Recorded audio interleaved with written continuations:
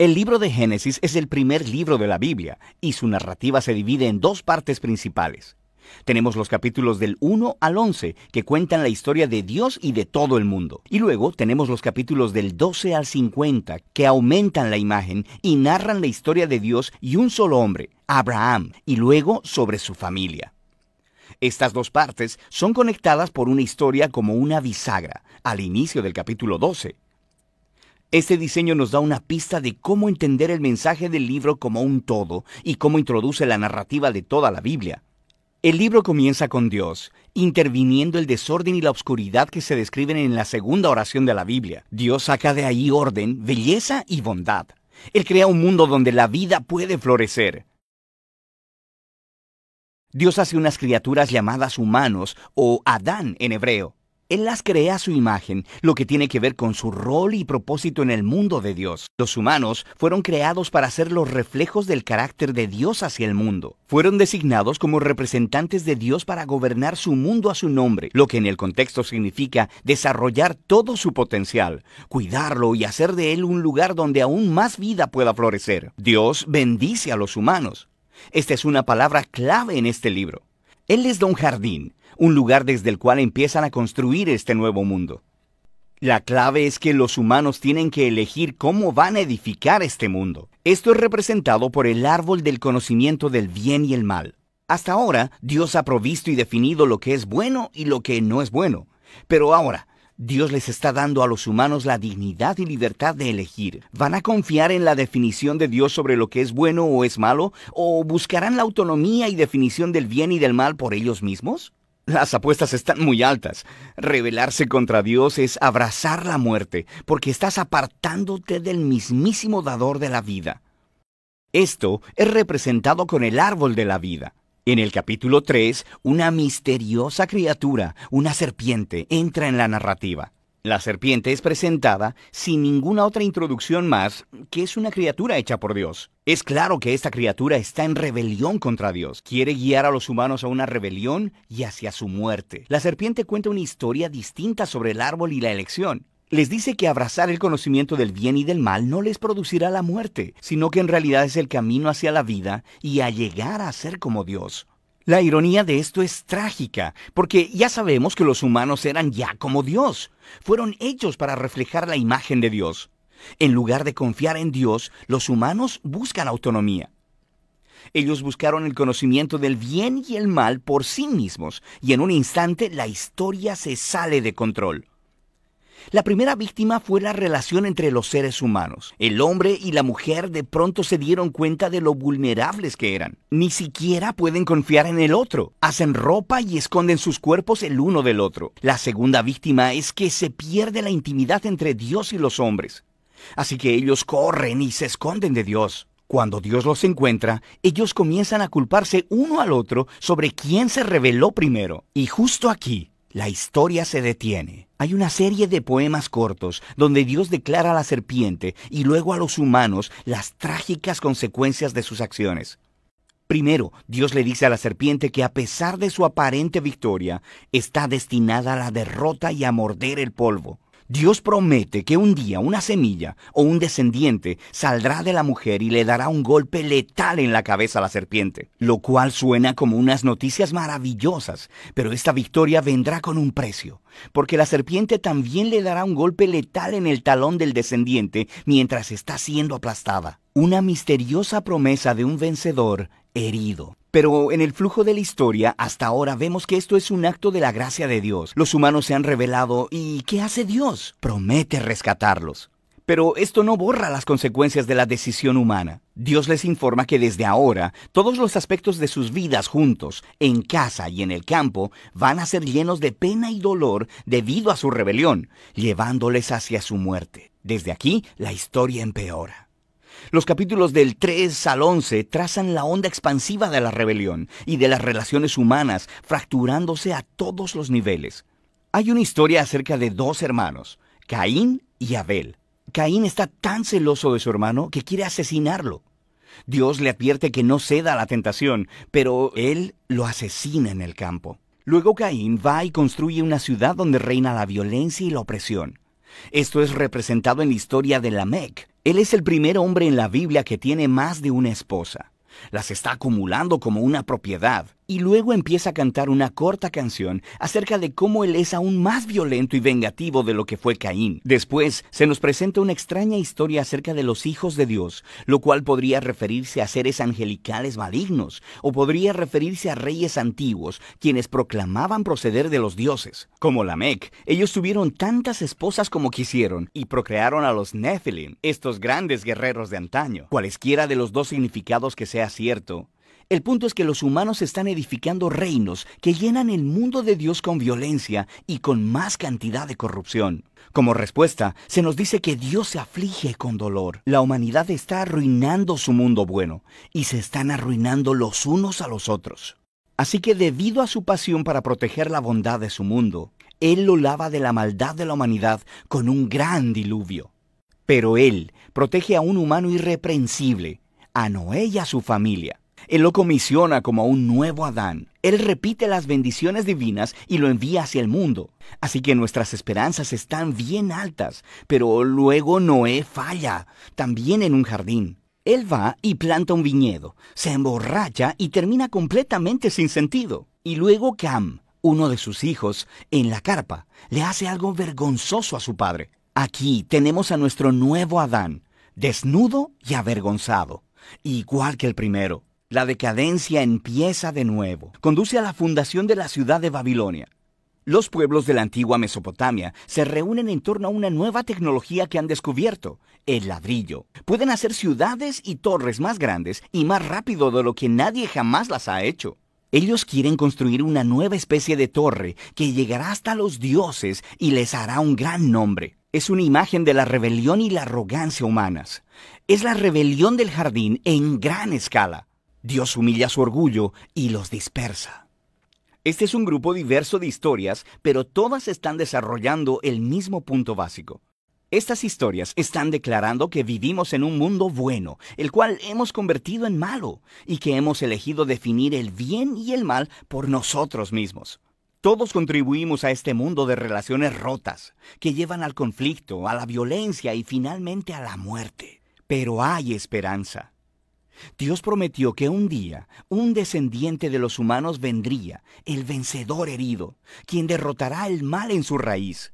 A pesar de la maldad de la humanidad, Dios está determinado a bendecir y rescatar este mundo. Así que la gran pregunta es, por supuesto, ¿qué va a hacer Dios?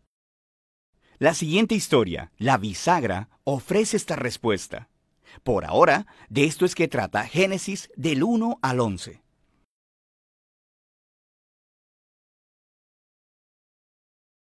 El libro de Génesis.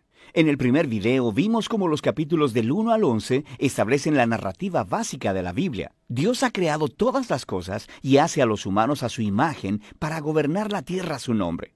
Los humanos eligen el pecado y la rebelión.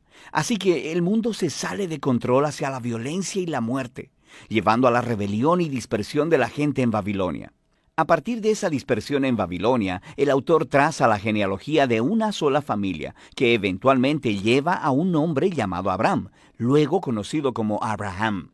La promesa de Dios a Abraham al inicio del capítulo 12 abre todo un nuevo movimiento en la historia. Dios llama a Abraham a que deje su hogar e ir hacia la tierra de Canaán, la cual Dios dice que un día será suya. En esa tierra, Dios promete hacer de Abraham una gran nación, hacer grande su nombre y bendecirlo. Estas promesas están conectadas con las primeras partes del libro.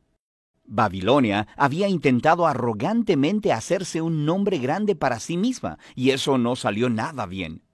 Pero Dios, en su generosidad, va a investir con un gran nombre a este don nadie, Abraham.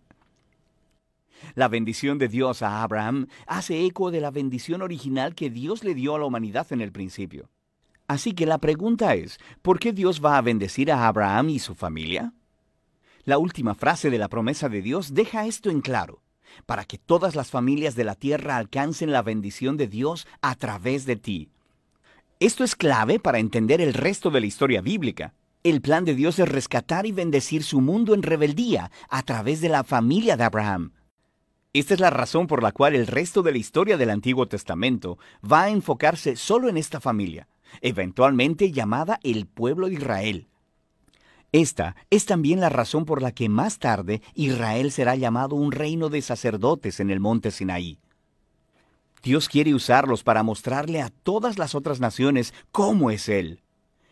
En última instancia, esta promesa recogida más tarde por los profetas y poetas bíblicos que dicen que su cumplimiento vendrá a través del rey mesiánico de Israel, cuyo reino traerá justicia y paz a todas las naciones. En este punto de la historia, nada de esto está claro. Solo tienes que seguir leyendo y ver cómo se desarrolla la promesa. El resto del libro se concentra en Abraham y su familia. Primero en Abraham mismo, luego en su hijo Isaac y luego en el hijo de este, Jacob, y posteriormente en los 12 hijos de Jacob. Estas historias sobre cada generación están unidas por dos temas principales. Primero, cada generación de la familia de Abraham está marcada por un repetido fracaso. Ellos siguen tomando decisiones realmente malas que arruinan sus vidas y ponen en peligro las promesas de Dios. Sin embargo, Dios permanece fiel a ellos.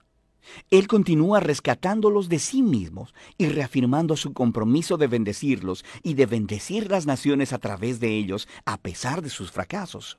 Las historias de Abraham.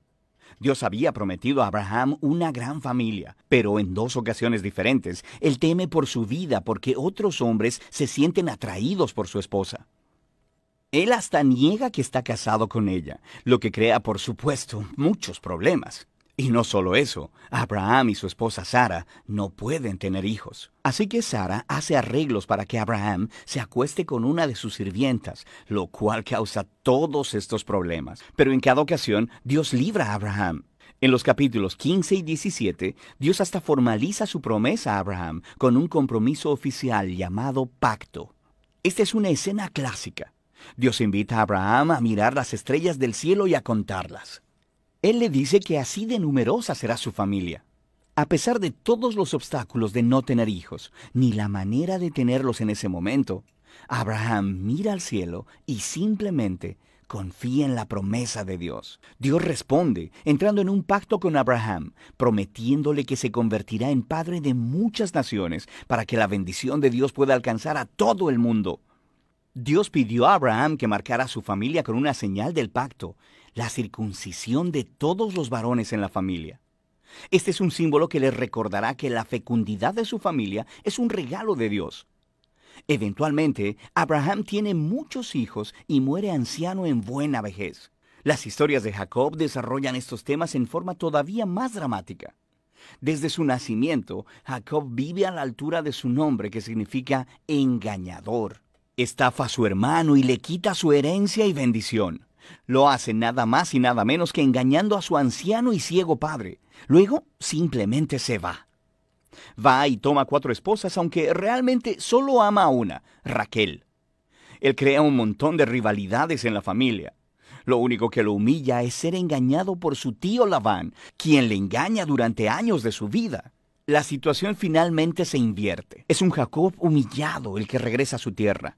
En una historia muy extraña, Jacob termina luchando con Dios, demandando que Dios lo bendiga. Algunas cosas realmente nunca cambian, ¿verdad? Sin embargo, Dios honra su determinación y pasa la bendición de Abraham a él. Él le cambió el nombre de Jacob a Israel, que significa el que lucha con Dios. En esta última parte del libro, la historia de los hijos de Jacob es donde todos los temas llegan a un punto crítico. Jacob ama a su penúltimo hijo, José, más que a todos los demás, y le da una túnica especial. Los 10 hijos mayores llegan a odiar a José. Lo secuestran y planean matarlo, pero en lugar de eso, deciden solo venderlo como esclavo en Egipto, donde termina en prisión, hablando de fracasos familiares. Pero Dios está con José. Él orquesta la liberación de José de la prisión, y Faraón termina elevando a José como segundo al mando sobre todo Egipto. José salva a la nación de Egipto durante una hambruna. También termina salvando a sus hermanos y a su familia de morir de hambre. Una vez más, podemos ver cómo la locura y el pecado de la familia de Abraham se encuentra con la fidelidad de Dios, quien transforma hasta la maldad de los hermanos de José en una ocasión para salvar vidas. De hecho, esto es lo que José dice casi al final del libro. Él le dice a sus hermanos: ustedes pensaron hacerme mal, pero Dios lo cambió en bien para salvar muchas vidas. Estas palabras están estratégicamente colocadas al final del libro porque resumen no solo la historia de José y sus hermanos, sino del libro como un todo. De Génesis 3 en adelante, los humanos actúan egoístamente y haciendo el mal. Pero este Dios no va a dejar su mundo de su propia cuenta. Él permanece fiel y determinado a bendecir a las personas a pesar de sus fracasos. Puedes ver esto especialmente en cómo esa misteriosa promesa acerca del descendiente de la mujer se desarrolla a través del libro. Dios prometió que un vencedor herido vendría y aplastaría a la serpiente y derrotaría el mal desde su raíz. Luego, el autor conecta esta promesa directamente con el linaje de Abraham. Esto es una parte de cómo Dios traerá su bendición a las naciones. Desde Abraham, esta promesa se conecta con Judá, el cuarto hijo de Jacob, y es así como lo hace. En un poema extremadamente importante en el capítulo 49, un Jacob ya anciano, en su lecho de muerte, quiere bendecir a sus 12 hijos. Cuando llega a Judá, Jacob predice que Judá se convertiría en la tribu de los reyes líderes de Israel. Un día, vendrá un rey que demandará la obediencia de todas las naciones. Vendría y cumpliría la promesa de Dios de restaurar las bendiciones del Edén en todo el mundo. El libro de Génesis termina con todas estas esperanzas y promesas futuras, flotando y sin desarrollar. Te obliga a voltear la página para ver cómo terminará todo. Por ahora, ese es el libro de Génesis.